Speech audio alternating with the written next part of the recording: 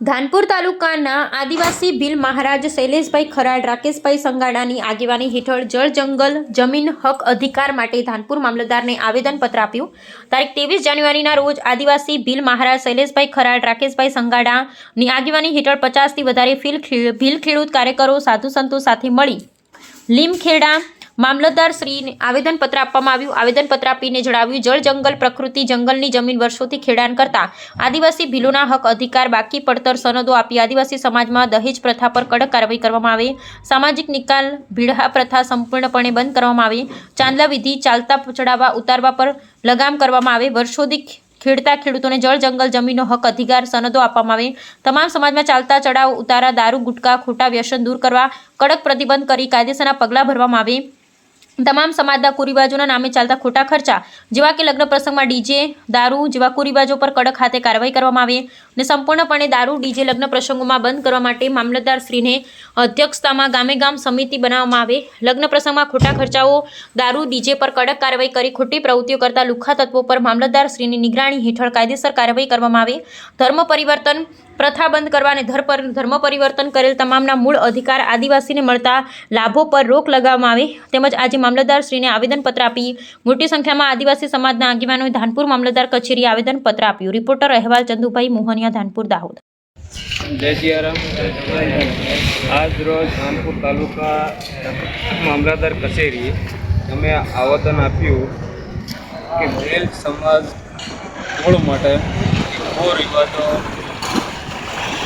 માટે કે ખર્ચા વધી રહ્યા છે, તો અમારી સમાજને વીડિયા માધ્યમે કે માતા પિતાને અને આગેવાનોને કે ખર્ચાને સમયને જોઈ અને આગળ પગલું ભરવું, પોતાની સોરીને ખાડામાં નાખવી છે કે કૂવામાં નાખવી કે ઉગાડવી.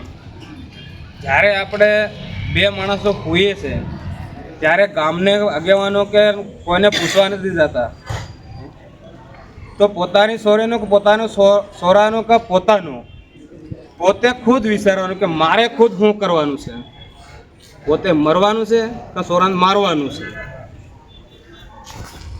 એટલે ખર્ચા માટે ઉગાડવા માટે અને સોરાને આગળ લાવવા માટે અને બચક માટે જોઈ જાળવે અને આગળ પગલું ભરે એ મારી વિનંતી છે. જય શ્રી રામ. जय सीताराम. भारत माता की वाल्मा ऋषि भगवान की गुरु गोविंद महाराज की. આજ આપણે ધાનપુર તાલુકામાં રતનમાળની એક રળિયામણી દેવોની ભૂમિમાં જન્મેલા આપણે દેવના દીકરા માણા એમાં ફેર પાછા ભીલ ટ્રાઇબલ એરિયામાં ટ્રાઇબલ ભીલ આદિવાસી કહેવાય. આપણું મોછો અમેળવી રહેવાનું, આપણે રૂઢિગત ગ્રામસભા પ્રમાણે આપણે રહેવાનું. રૂઢિગત એટલે રૂઢિગત સર્વપરી, બાકી બધા છે એ ટકી પડેલા છે, કોઈ વાંધો નહીં. છતાં બી આપણને પૂછ્યા વગરનું રૂઢિગતને પૂછ્યા વગરનું ગ્રામસભાને સહી સિક્કા વગરને જે કંઈ આપણી આદિવાસી અનુસૂચિત 5ના વિસ્તારમાં જેમ સૂચિ છે એમ રહેતું નથી.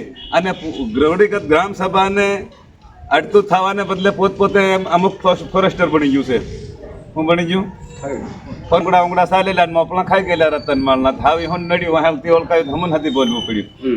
અને બીજી વાત, ખેડવાની અમારા ડોહા ખેડતા જઈને અહીંયા નબળાઈ હતી, કામે જેવી આની હોનિકન સનાનીઓ નહીં હતી, એ હાવ ગામમાં રહેવા આવ્યા હોનિકન કાગળો માંગે, નિમળા કાગળો એમાં ખાટા પાડે છે.